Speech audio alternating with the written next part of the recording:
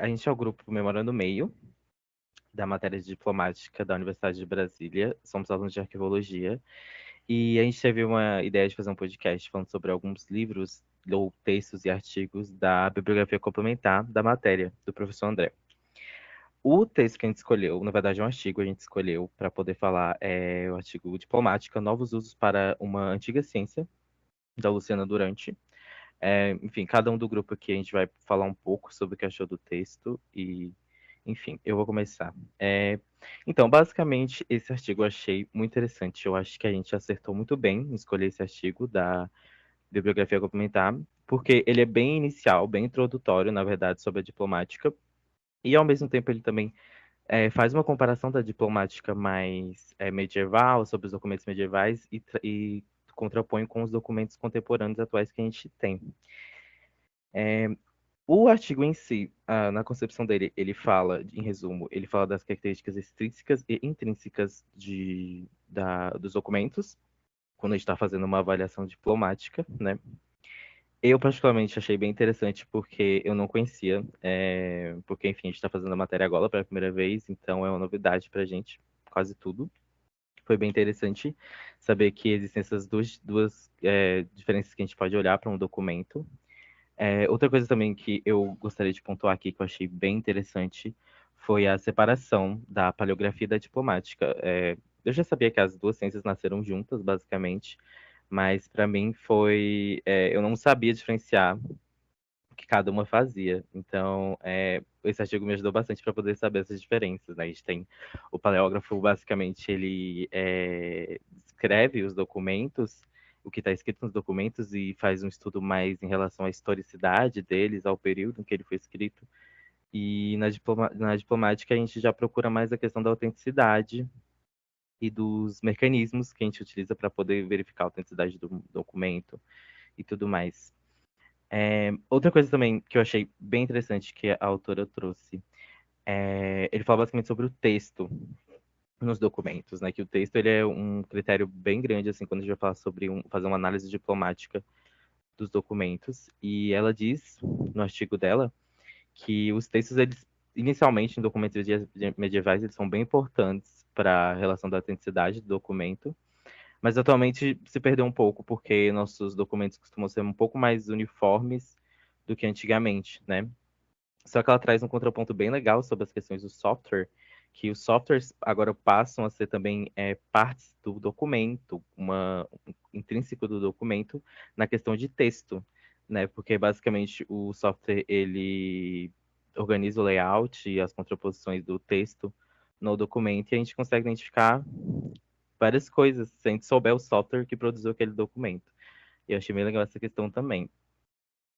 Outra questão também que eu não sabia, e esse artigo abriu meus olhos para isso, sobre as questões da divisão do documento em três partes para poder fazer uma análise diplomática.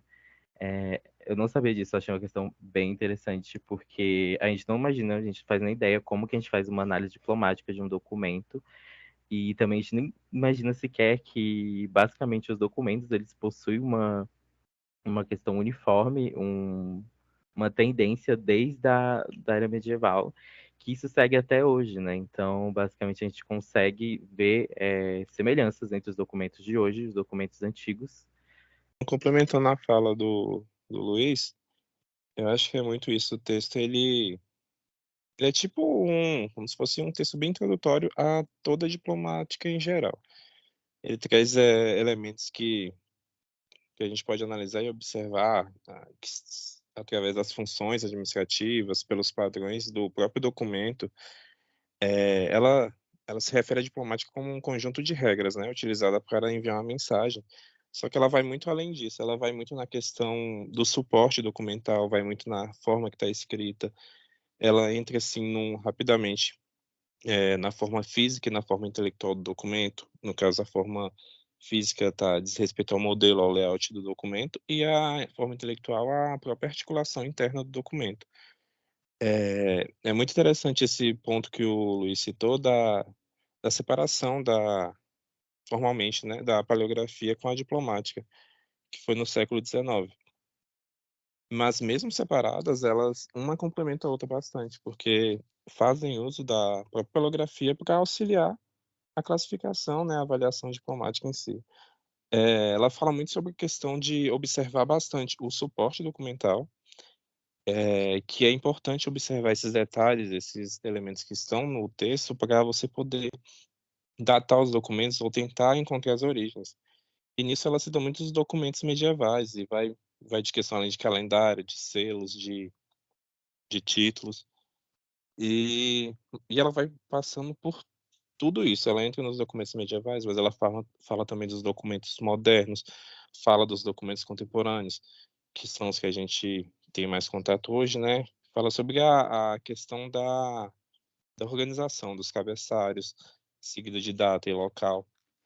E e ela fala, assim, sobre o método de avaliação. Essa é uma das partes que eu achei mais interessante no texto, que ela fala justamente que um dos métodos de avaliação é a identificação de um grande número de documentos para você tentar encontrar um padrão entre eles.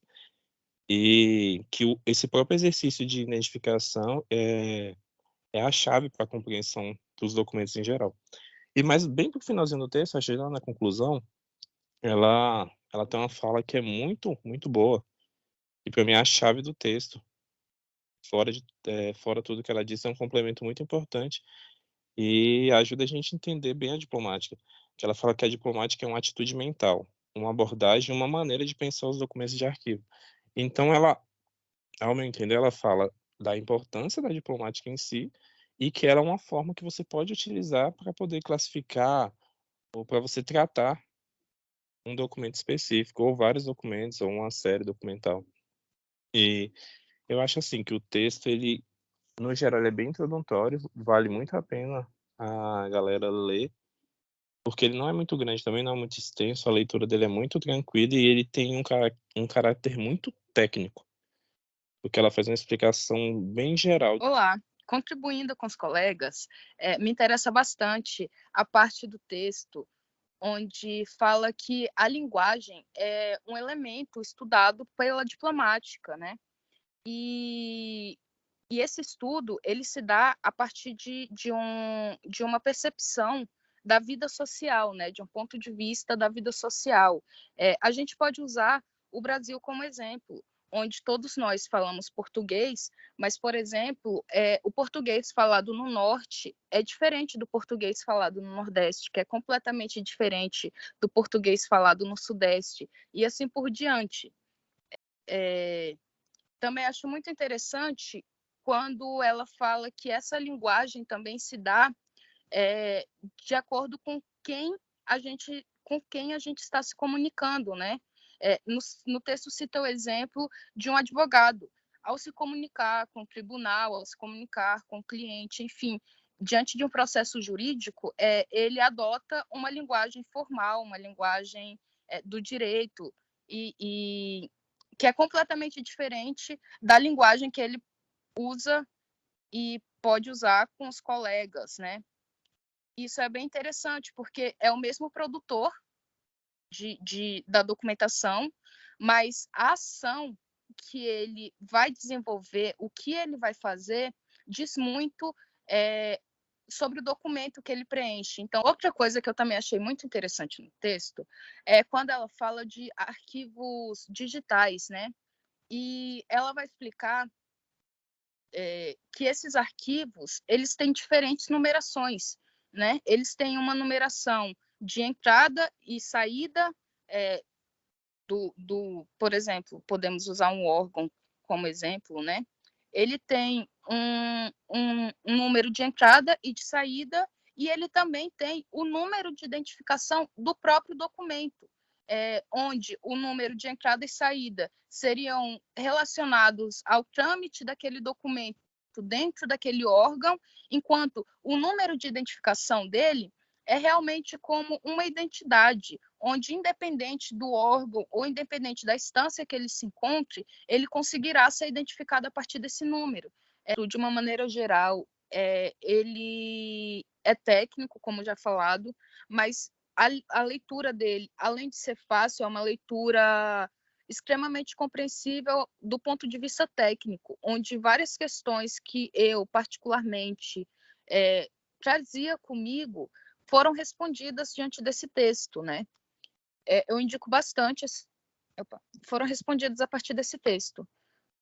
O texto é excelente e aconselho todos vocês a lerem e comentarem, se debruçarem e entenderem um pouco mais sobre a diplomática. Então, gente, é isso. Essa é a nossa contribuição para a aula.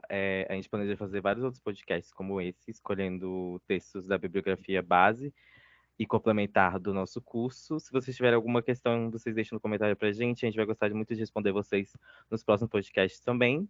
E é basicamente isso. Obrigado, gente.